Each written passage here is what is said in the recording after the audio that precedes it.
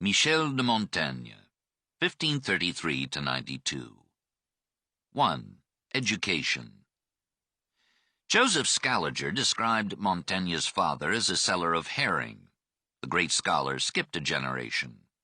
It was the grandfather, Grimont Équem, who exported wines and dried fish from Bordeaux. Grimont inherited the business from Michel's great-grandfather, Ramon Équem, who made the family fortune and bought, 1447, the mansion and estate known as Montaigne, on a hill outside the city. Grimont expanded his patrimony with a judicious marriage. His son, Pierre Équem, preferred war to herring. He joined the French army, soldiered in Italy with Francis I, returned with scars and a rubbing of the Renaissance, and rose to be mayor of Bordeaux. In 1528 he married Antoinette, daughter of a wealthy merchant of Toulouse who was Jewish by birth, Christian by baptism, and Spanish by cultural background. Michel Équem, who became the Sieur de Montaigne, was born to Pierre and Antoinette with Gascon and Jewish blood in his brain. To further broaden his outlook, his father was a pious Catholic, his mother was probably a Protestant, and a sister and a brother were Calvinists. Pierre had ideas on education. "That good father," Michel tells us, "even from my cradle sent me to be brought up in a poor village of his, where he kept me so long as I sucked, and somewhat longer, breeding me after the meanest and simplest common fashion." While the boy was still nursing, he was given a German attendant who spoke to him only in Latin. "I was 6 years old before I understood more of French than of Arabic." When he went to the Collège de Guyenne, his teachers, except George Buchanan, were loath to talk Latin to him, he spoke it so glibly. Such mastery he had acquired without books, rules, or grammar, without whipping or whining. Perhaps the father had read Rabelais on education. He tried to rear his son on libertarian principles, substituting affection for compulsion. Montaigne relished this regimen and recommended it in a long letter on education, professedly written for Lady Diane de Foix. But in a later essay he recanted it and recommended the rod as a convincing supplement to reason. Nor did he follow his father in giving priority to Latin or the classics. Though his own memory bubbled over with classical quotations and instances, he deprecated a merely classical education, scorned book learning and bookworms, and stressed rather the training of the body to health and vigor and of the character to prudence and virtue. We have need of little learning to have a good mind, and a game of tennis may be more instructive than a diatribe against Catiline. A boy should be made hardy and brave, able to bear heat and cold without whimpering, and to relish the inevitable risks of life. Montaigne quoted Athenian authors, but preferred Spartan ways. His ideal was a manly virtue, almost in the Roman sense that made such a phrase redundant, to which he added the Greek ideal of nothing in excess. Temperance in everything, even in temperance. A man should drink moderately, but be able, if occasion should require, to drink abundantly without becoming stupefied. Travel can form a vital part of education if we leave our prejudices at home. It was told to Socrates that a certain man had been no whit improved by travel. "I believe it well," said he, "for he carried himself with him." If we can keep our minds and eyes open, the world will be our best textbook, for so many strange humors, sundry sects, diverse opinions, different laws, and fantastical customs teach us to judge rightly of ours. Next to travel, the best education is history, which is travel extended into the past. The student shall, by the help of histories, inform himself of the worthiest minds that were in the best ages. What profit shall he not reap reading the lives of our Plutarch? Finally, the student should get some philosophy, not the thorny quiddities of logic, but such philosophy as teaches us how to live, what it is to know and not to know, what valor, temperance, and justice are, what difference there is between ambition and avarice, bondage and freedom, by what marks a man may distinguish true and perfect contentment, and how far one ought to fear death, pain, or disgrace. A child coming from nurse is more capable of them, such lessons, than he is to learn to read or write. After 7 years at the Collège de Guyenne, Montaigne proceeded to university and the study of law. No subject could have been less congenial to his discursive mind and limpid speech. He never tired of praising custom and berating law. He noted with joy that Ferdinand II of Spain had sent no lawyers to Spanish America, lest they should multiply disputes among the Indians. And he wished that physicians too had been forbidden there, lest they make new ailments with their cures.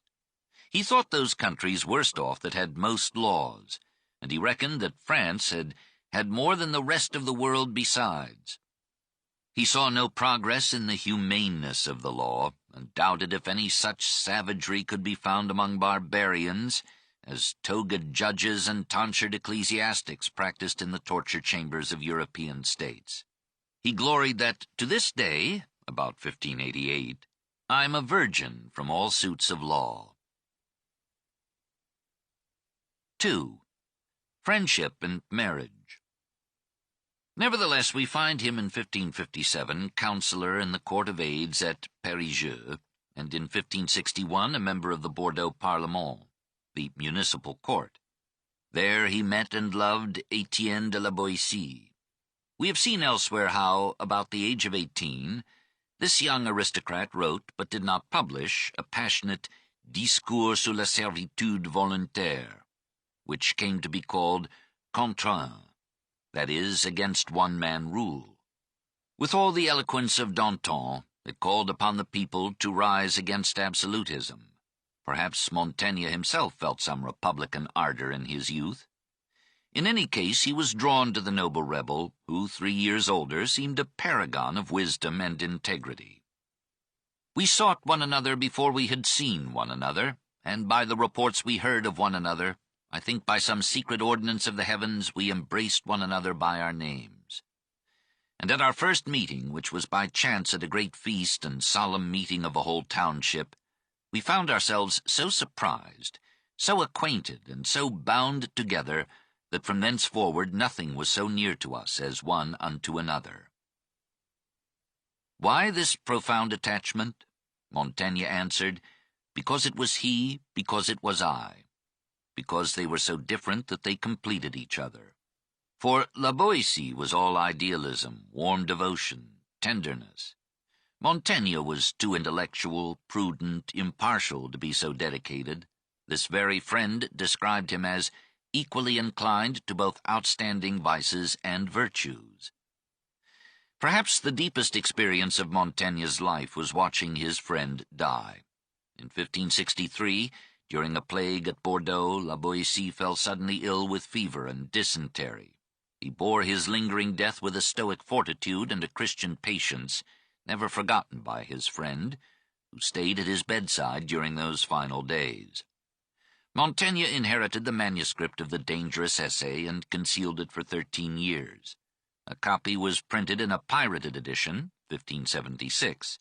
Thereupon he published the original, and explained that it was the rhetorical exercise of a boy of 16.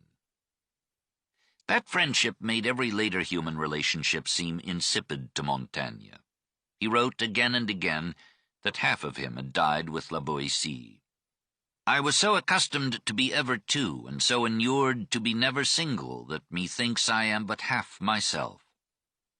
In the warmth of that memory he placed friendship above the love between father and son, maid and youth, husband and wife.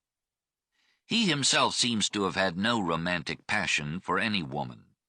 In my youth I opposed myself to the notions of love, which I felt to usurp upon me, and I labored to diminish its enjoyment, lest in the end it might captivate me to its mercy. Not that he lacked erotic hours. On the contrary, he acknowledges premarital relations of proud scope and frequency. He described sexual love as no other than a tickling delight of emptying one's seminary vessels, as is the pleasure which nature giveth us to discharge other parts. And he thought it absurd that nature hath pell-mell lodged our joys and filths together. He agreed with most philosophers that the itch to detumesce is no reason for marriage. I see no marriages fail sooner or more troubled than such as are concluded for beauty's sake or huddled up for amorous desires. Marriage should be arranged by a third hand. It should reject the company and conditions of sexual love and should try to imitate those of friendship. Marriage must become friendship to survive.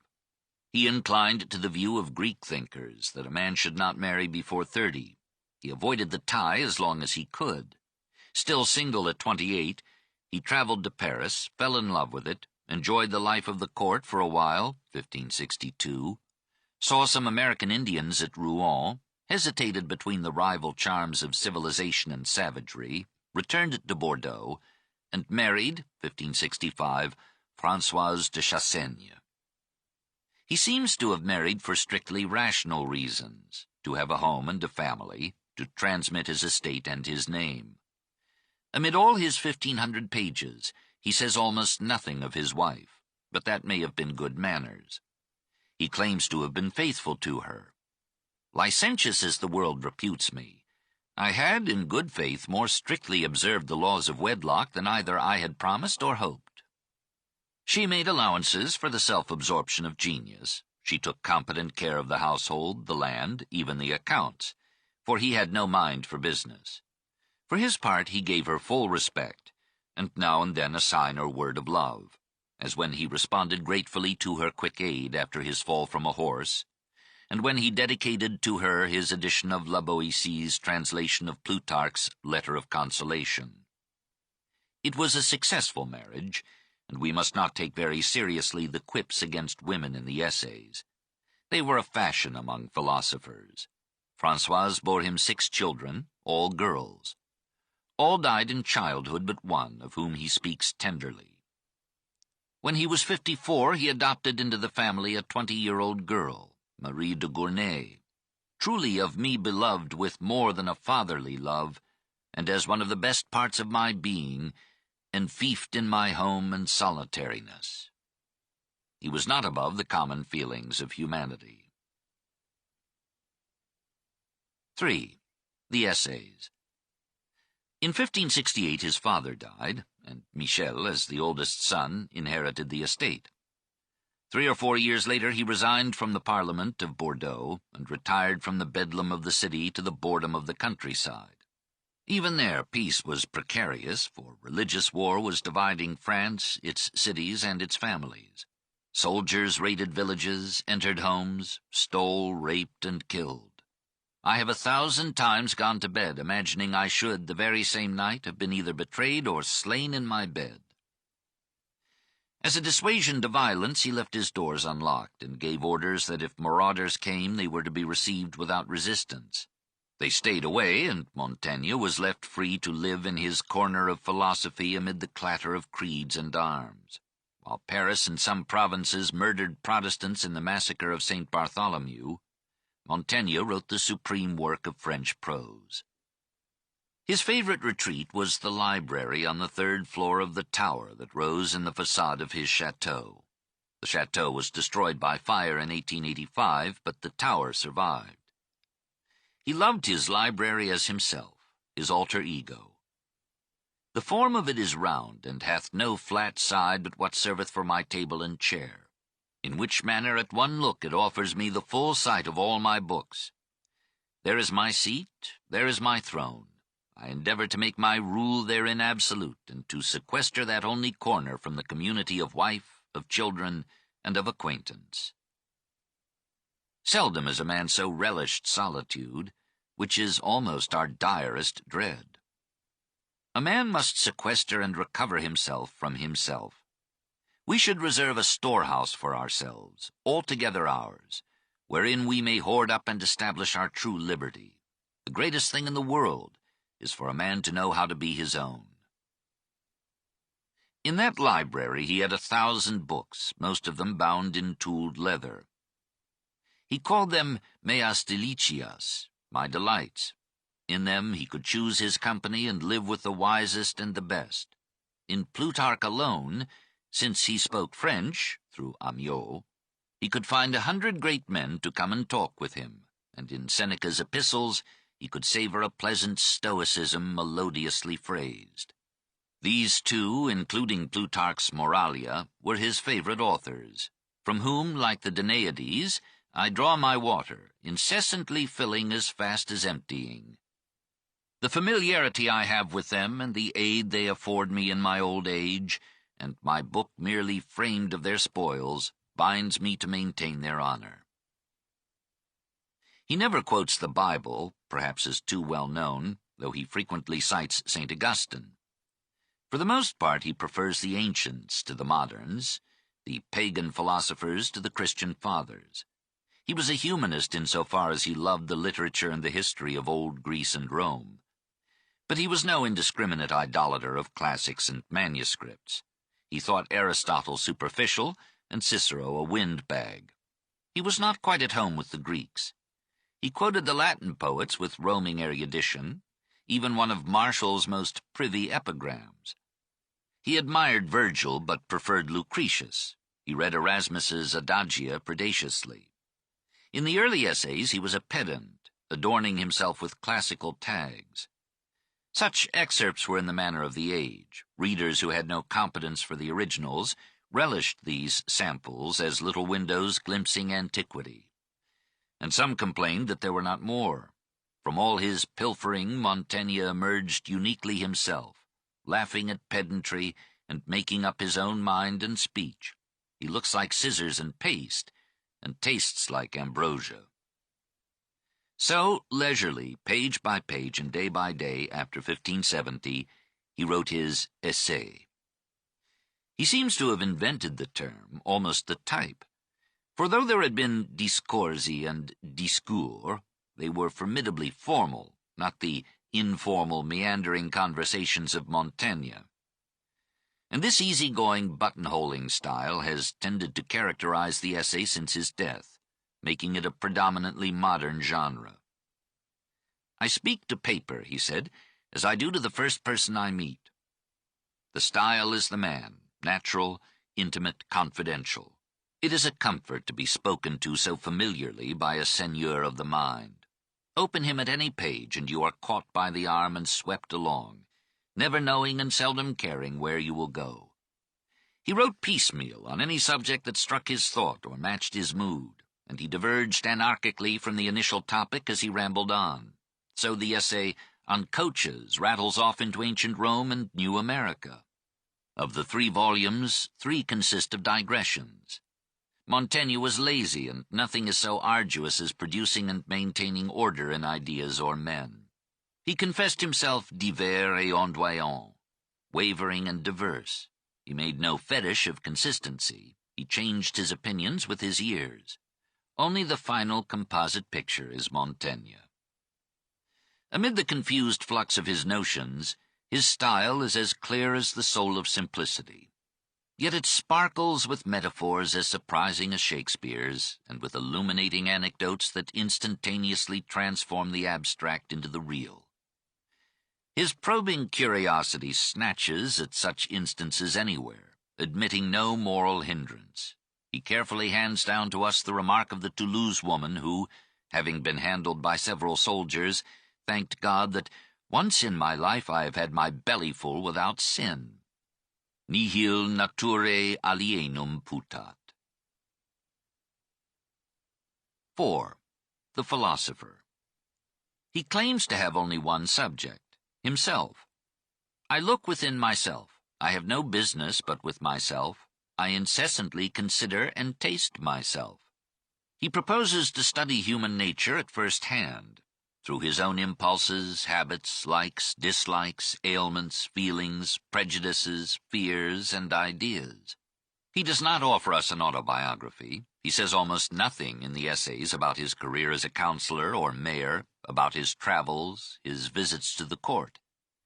He does not wear his religion or his politics on his sleeve. He gives us something more precious, a frank and penetrating analysis of his body, mind, and character. He expounds his faults and vices with pleasure and at length. To accomplish his purpose, he asks permission to speak freely. He will violate good taste to exhibit a man naked in body and soul. He talks with noisy candor about his natural functions, quotes St. Augustine and Vives on melodic flatulence, and meditates on coitus. Each one avoideth to see a man born, but all run hastily to see him die. To destroy him we seek a spacious field and full light, but to construct him we hide ourselves in some dark corner and work as close as we may. Even so, he claims to have practiced some reticence. I speak truth, not my bellyful, but as much as I dare. He tells us a great deal about his physical self, and he nurses his health from page to page. Health is the summum bonum. Renown or glory is overdearly bought by a man of my humor, in God's name. He records the vicissitudes of his bowels in affectionate detail. He sought the philosopher's stone and found it lodged in his bladder. He hoped to pass these pebbles in some amorous ecstasy, but found instead that they do strangely diswench me, threatening him with inopportune disablement. He consoled himself with his proud capacity to hold my water full 10 hours, and to be in the saddle long hours without exhausting fatigue. He was stout and strong, and he ate so avidly that he almost bit his fingers in his greed. He loved himself with indefatigable virtuosity. He was vain of his genealogy, his coat of arms, his fine dress, and his distinction as a Chevalier of St. Michael, and wrote an essay of vanity. He pretends to most of the vices, and assures us that if there is any virtue in him, it entered by stealth. He had many, nevertheless: honesty, geniality, humor, equanimity, pity, moderation, tolerance. He tossed explosive ideas into the air, but caught and extinguished them before they fell. In an age of dogmatic slaughter, he begged his fellow men to moderate their certainties this side of murder, and he gave the modern world one of its first examples of a tolerant mind. We forgive his faults because we share them, and we find his self-analysis fascinating, because we know that it is about us that the tale is told. To understand himself better, he studied the philosophers. He loved them despite their vain pretensions to analyze the universe and chart man's destiny beyond the grave. He quoted Cicero as remarking that nothing can be said so absurd but that it has been said by one of the philosophers. He praised Socrates for bringing human wisdom down from heaven, where for a long time it had been lost, to restore it to man again. And he echoed Socrates' advice to study natural science less and human conduct more. He had no system of his own. His ideas were in such restless evolution that no label could pin down his philosophic flight. In the brave morning of his thought, he adopted Stoicism. Since Christianity, splitting into fratricidal sects and bloodying itself with war and massacre, had apparently failed to give man a moral code capable of controlling his instincts, Montaigne turned to philosophy for a natural ethic, a morality not tied to the rise and fall of religious creeds. Stoicism seemed to have approached this ideal. At least it had molded some of the finest men of antiquity. For a time, Montaigne made it his ideal. He would train his will to self-mastery. He would shun all passions that might disturb the decency of his conduct or the tranquility of his mind. He would face all vicissitudes with an even temper and take death itself as a natural and forgivable fulfillment.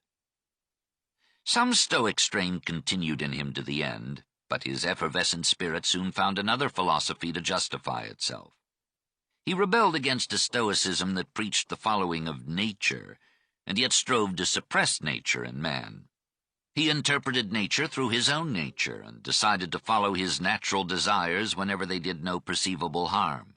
He was pleased to find Epicurus no coarse sensualist, but a sane defender of sane delights. And he was astonished to discover so much wisdom and grandeur in Lucretius. Now he proclaimed with enthusiasm the legitimacy of pleasure. The only sin that he recognized was excess. Intemperance is the pestilence which killeth pleasure.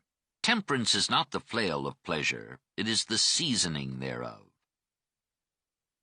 From the oscillation of his views and the degradation of contemporary Christianity in France, he came to the skepticism that thereafter colored most of his philosophy.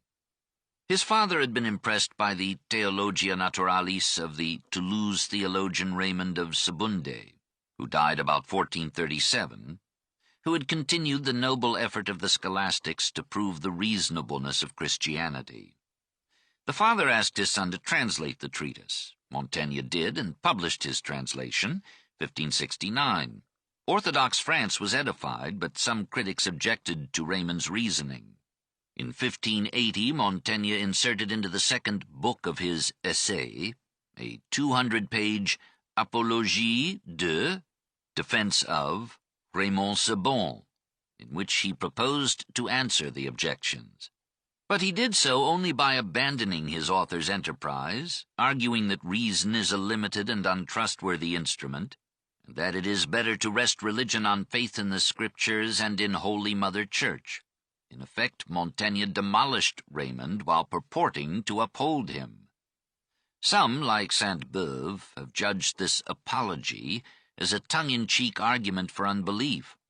In any case, it is the most destructive of Montaigne's compositions, perhaps the most thoroughgoing exposition of skepticism in modern literature.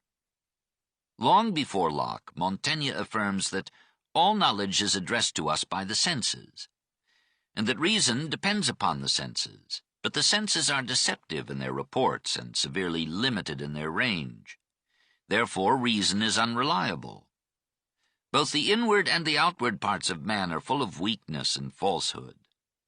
Here, at the very outset of the age of reason, a generation before Bacon and Descartes, Montaigne asks the question that they would not stop to ask, that Pascal would ask 80 years later, that the philosophers would not face till Hume and Kant.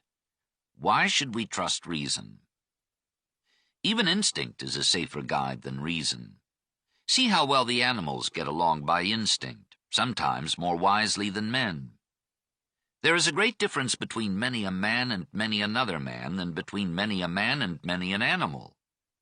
Man is no more the center of life than the earth is the center of the universe. It is presumptuous of man to think that God resembles him, or that human affairs are the center of God's interest, or that the world exists to serve man, and it is ridiculous to suppose that the mind of man can fathom the nature of God.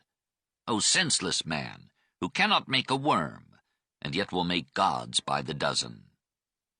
Montaigne arrives at skepticism by another route, by contemplating the variety and fluctuation of beliefs in laws and morals, in science, philosophy, and religion. Which of these truths is truth? He prefers the Copernican to the Ptolemaic astronomy, but who knows whether 1,000 years hence a third opinion will rise, which haply may overthrow these two, and whether it be not more likely that this huge body which we call the world is another manner of thing than we judge it. There is no science, only the proud hypotheses of immodest minds. Of all the philosophies, the best is Pyrrho's, that we know nothing. The greatest part of what we know is the least part of what we know not. Nothing is so firmly believed as that which is least known, and a persuasion of certainty is a manifest testimony of foolishness. In few words, there is no constant existence, neither of our being nor of the objects, and we and our judgment and all mortal things else do incessantly roll, turn, and pass away. Thus can nothing be certainly established. We have no communication with being. Then, to heal all wounds, Montaigne ends by reaffirming his Christian faith and singing a pantheistic paean to the unknowable God. Thereafter he applied his skepticism to everything, always with an obeisance to the Church. Que sais-je? What do I know? Became his motto, engraved on his seal and inscribed on his library ceiling. Other mottos adorned the rafters. The for and against are both possible. It may be and it may not be. I determine nothing. I do not comprehend things. I suspend judgment. I examine. Something of this attitude he took from Socrates' auden oida. I know nothing. Something from Pyrrho, something from Cornelius Agrippa, much from Sextus Empiricus. Henceforth, he said, I fasten myself on that which I see and hold, and go not far from the shore. Now he saw relativity everywhere, and nowhere absolutes, least of all in standards of beauty, and our lusty philosopher revels in noting the diverse opinions among divers peoples as to what constitutes beauty in a woman's breasts. He believes that many beasts surpass us in beauty and thinks we were wise to clothe ourselves. He perceives that a man's religion and his moral ideas are usually determined by his environment.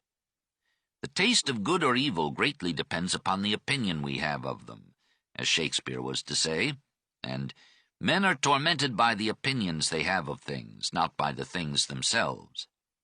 The laws of conscience proceed not from God, but from custom. Conscience is the discomfort we feel when violating the mores of our tribe. Montaigne had better sense than to suppose that because morals are relative, they may therefore be ignored. On the contrary, he would be the last to disturb their stability. He talks boldly about sex and claims much freedom for men, but when you cross-examine him, you find him suddenly orthodox. He recommends chastity to youth on the ground that energy spent in sex comes from the common store of force in the body. He notes that athletes training for the Olympic Games abstained from all Venerean acts and touching of women. It was part of his humor to extend his skepticism to civilization itself, and to anticipate Rousseau and Chateaubriand. The Indians he had seen at Rouen inspired him to read the reports of travelers. From these accounts he composed his essay of Cannibals. Eating dead people, he thought, was less barbarous than torturing live ones. I find nothing in that nation, Indian America, that is either barbarous or savage, unless men call that barbarism which is not common among themselves. He imagined these natives as rarely sick, as nearly always happy, and as living peaceably without laws. He praised Aztec art and Inca roads. He put into the mouth of his Rouen Indians an indictment of European wealth and poverty. They had perceived there were men amongst us full gorged with all sorts of commodities, and others that were dying of hunger, and they marveled that the needy ones could endure such an injustice and took not the others by the throat. He compared the morals of the Indians with those of their conquerors, and charged that the pretended Christians brought the contagion of vice to innocent souls eager to learn and by nature well disposed. For a moment Montaigne forgot his geniality and burst into noble indignation. So many goodly cities ransacked and razed, so many nations destroyed or made desolate, so infinite millions of harmless people of all sexes, status, and ages massacred, ravaged, and put to the sword, and the richest, the fairest, the best part of the world topsy-turvied, ruined, and defaced for the traffic of pearls and peppers. O mechanical victories! O base conquest! Was his obeisance to religion sincere? Obviously, his classical foraging had long since weaned him from the doctrines of the Church. He retained a vague belief in God, conceived sometimes as nature, sometimes as a cosmic soul, the incomprehensible intelligence of the world. At times he presages Shakespeare's Lear. The gods play at handball with us and toss us up and down. But he ridicules atheism as unnatural and monstrous, and rejects agnosticism as another dogmatism. How do we know that we shall never know? He waves aside as pretentious futilities all attempts to define the soul or to explain its relation to the body. He is willing to accept the immortality of the soul on faith, but finds no evidence for it in experience or reason, and the idea of eternal existence appalls him. Except for faith, I believe not miracles, and he anticipates Hume's famous argument. How much more natural and likely do I find it that two men should lie than that one man in 12 hours should be carried by the winds from east to west? He might seek another example today. He steals a march on Voltaire by telling of the pilgrim who judged that Christianity must be divine to have maintained itself so long despite the corruption of its administrators. He notes that he is a Christian by geographical accident. Otherwise, I should rather have taken part with those who worshipped the sun. So far as one reader can recall, he mentions Christ but once. The lovely saga of the mother of Christ made only a moderate appeal to his unsentimental soul. However, he crossed Italy to lay 4 votive figures before her shrine at Loreto. He lacks those marks of the religious spirit: humility, a sense of sin, remorse and penance, a longing for divine forgiveness and redeeming grace. He was a freethinker with an allergy for martyrdom. He remained a Catholic long after he had ceased to be a Christian. Like some sensible early Christian bowing transiently to a pagan deity, Montaigne, the most pagan of Christians, turned aside now and then from his selected Greeks and Romans to honor the cross of Christ, or even to kiss the foot of a pope. He did not, like Pascal, pass from skepticism to faith, but from skepticism to observance, and not merely through caution. He probably realized that his own philosophy, paralyzed with hesitations, contradictions, and doubt, could safely be the luxury only of a spirit already formed to civilization by religion, and that France, even while bathing its creeds in blood, would never exchange them for an intellectual labyrinth in which death would be the only certainty. He thought a wise philosophy would make its peace with religion. Simple minds, less curious, less well instructed, are made good Christians, and through reverence and obedience hold their simple belief and abide by the laws. In intellects of moderate vigor and capacity is engendered the error of opinions. The best, most settled, and clearest-seeing spirits make another sort of well-believers, who by long and religious investigation penetrate to a more profound and abstruse meaning in the Scriptures, and discover the mysterious and divine secrets of our ecclesiastical polity.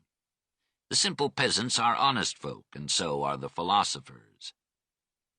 So, after all his barbs at Christianity, and because all faiths alike are cloaks to cover our shivering ignorance, he advises us to accept the religion of our time and place. He himself, true to his geography, returned to the ritual of his fathers. He liked a sensory, fragrant, ceremonial religion, and so he preferred Catholicism to Protestantism.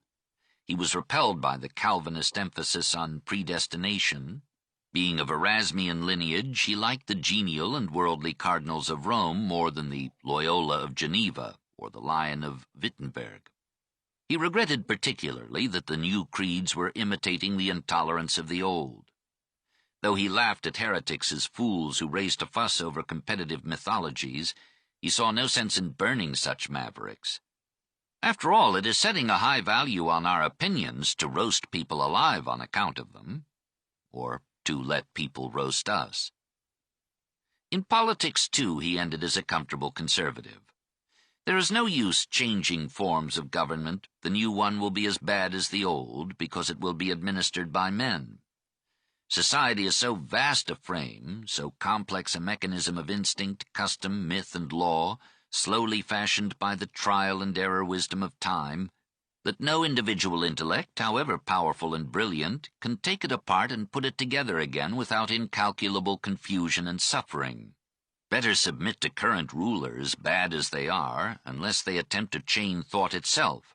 Then Montaigne might screw his courage up to revolt, for my reason is not framed to bend or stoop, my knees are.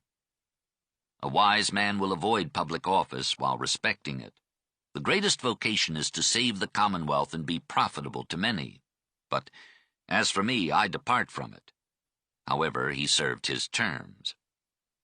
He mourned that half his life had been lived during the ruination of France, in an age so corrupt and times so ignorant. Read all ancient stories, be they never so tragical, you shall find none to equal those we daily see practiced. He was not neutral in the duel for France, but my interest has not made me forget either the commendable qualities of our adversaries or the reproachful qualities of those whom I have supported. He would not shoulder a gun, but his pen was with the politique, those peace-preferring Catholics who advocated some compromise with the Huguenots. He lauded Michel de Montaigne for far-sighted humanitarian moderation, and he rejoiced when his friend Henry of Navarre moved to victory on the policies of L'Hôpital. Montaigne was the most civilized of Frenchmen in that savage age. 5. The Rolling Stone. The stones in his bladder bothered him more than the wars of France. In June 1580, shortly after the first publication of the Essays, he set out on an extended tour of Western Europe, partly to see the world, partly to visit medicinal springs in the hope of alleviating the colic, as he called it, that repeatedly incapacitated him with pain. He left his wife behind to take care of the estate, but he took with him a younger brother, a brother-in-law, the Baron of Estissac, and a secretary to whom he dictated part of his travel diary.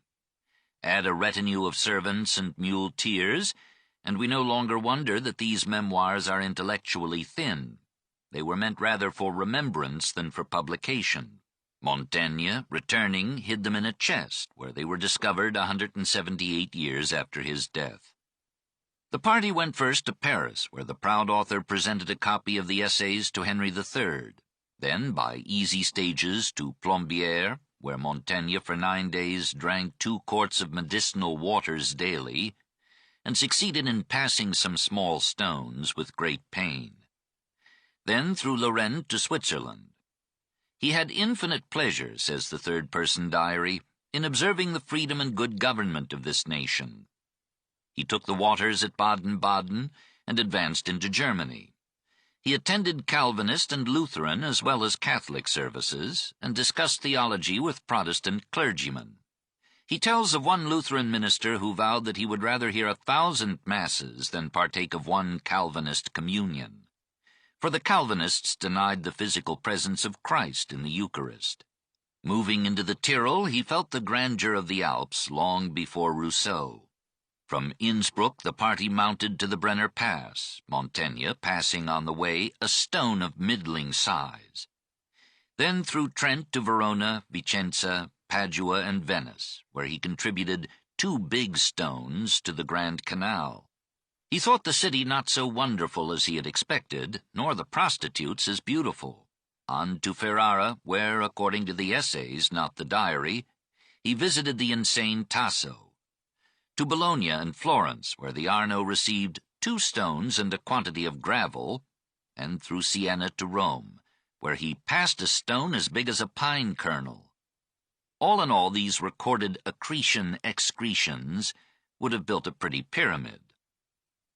In Rome he visited a Jewish synagogue, witnessed a circumcision, and discussed with the rabbis their religious rites.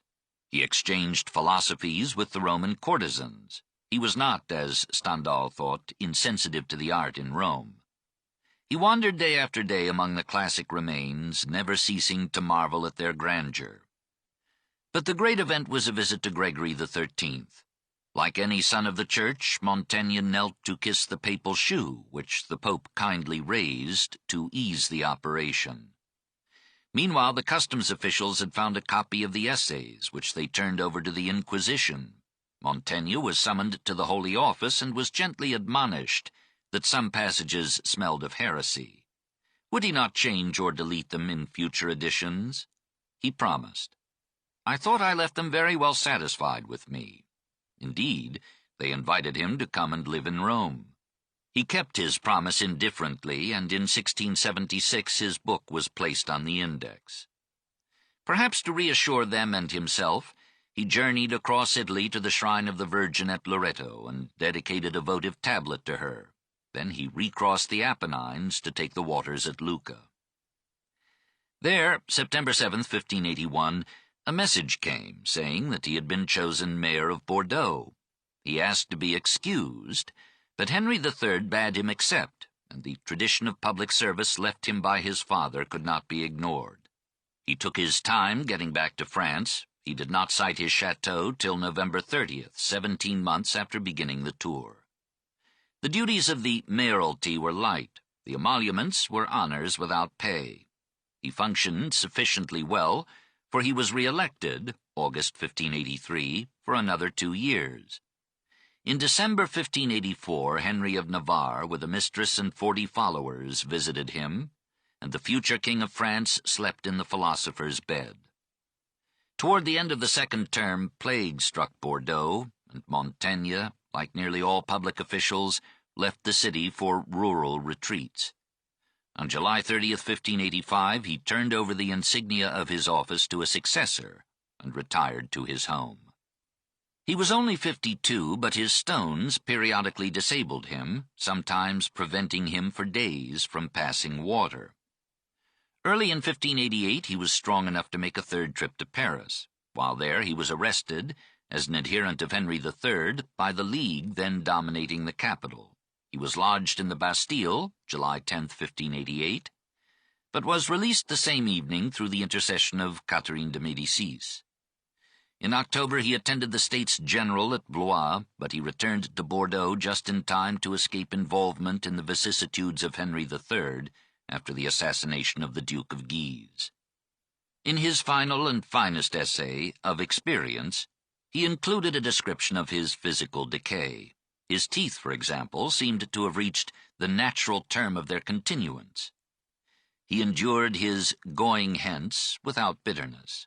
He had lived his life very much as he had planned it, and he could write with pride, "View all antiquity over, and you shall find it a hard matter to choose out a dozen men that have directed their lives unto one certain settled course, which is the sweetest drift of wisdom." Told that his end was near, he gathered his household and his legatees about him, and gave them in person the sums or objects he had bequeathed them in his will. He received the sacraments of the Church as piously as if he had never written a doubting word. He died September 13th, 1592, aged 59. His influence pervaded 3 centuries and 4 continents. Richelieu accepted with pleasure the dedication of Mademoiselle de Gournay's final edition of the Essays. His friend and disciple, Charron, as early as 1603, developed them into a formal and orderly philosophy. Florio made them into an English classic, 1603, but overlaid his author's brief simplicity with erudite verbosity. Shakespeare may have seen that translation and been helped to form and phrase the skepticism of his greatest tragedies. We have noted his specific debts. Perhaps Ben Jonson had Shakespeare in mind when he accused English writers of stealing from Montaigne. Bacon felt that influence, and Descartes may have found in the essays the stimulus to his initial universal doubt. Pascal went almost insane trying to salvage his faith from Montaigne's questionings. From Montaigne stemmed Bayle, Vauvenargues, Rousseau, Diderot, Voltaire. Rousseau from Montaigne's Confessions and his essays of education and of cannibals, Voltaire from all the rest. Montaigne was the grandfather, as Bayle was the father, of the Enlightenment. Madame du Deffand, the least deceived woman of her brilliant age, wished to throw into the fire all the immense volumes of the philosophers, except Montaigne, who is the father of them all. Through Montaigne, the psychological analysis of mind and character entered into French literature, from Corneille and Molière, La Rochefoucauld and La Bruyère, to Anatole France. Thoreau took much at this fountainhead, and Emerson bathed himself in it before writing his own essays. Of Montaigne, as of few authors before the 18th century, it may be said that he is read today as if he had written yesterday. The world has long since recognized and forgiven his faults. He admitted so many that he almost depleted the armory of his critics. He knew quite well that he was garrulous and vain. We tire now and then of his classical quotations, and for a moment fall into Malebranche's unjust judgment of the essays as nothing but a tissue of historical anecdotes, little stories, bon mots, verses, and apothegms, proving nothing. Unquestionably, Montaigne jumbles his wares into a lazy disarray, so lessening their impact and point. He contradicts himself in 100 subjects. He is bound to be right, since he says everything and its opposite. There is something paralyzing in universal skepticism. It preserves us from theological homicide, but it takes the wind out of our sails and drains us of fortitude. We are more deeply moved by Pascal's desperate attempt to save his faith from Montaigne than by Montaigne's willingness to have no faith at all. We cannot put our hearts into such criticism. It interrupts only passingly our joy in the Gaia Scientia, the laughing learning, the Allegro Pensieroso, of this unsilenceable gossiper. Where again shall we find so animated a synthesis of wisdom and humor? There is a subtle similarity between these two qualities, since both may come from seeing things in perspective. In Montaigne they make one man. His loquacity is redeemed by quaintness and clarity. There are no shop-worn phrases here, no pompous absurdity. We are so weary of language used to conceal thought or its absence that we can overlook the egoism in these self-revelations. We are surprised to see how well this amiable causeur knows our hearts. We are relieved to find our faults shared by so wise a man, and by him so readily absolved. It is comforting to see that he too hesitates and does not know. We are delighted to be told that our ignorance, if realized, becomes philosophy. And what a relief it is, after St. Bartholomew, to come upon a man who is not sure enough to kill.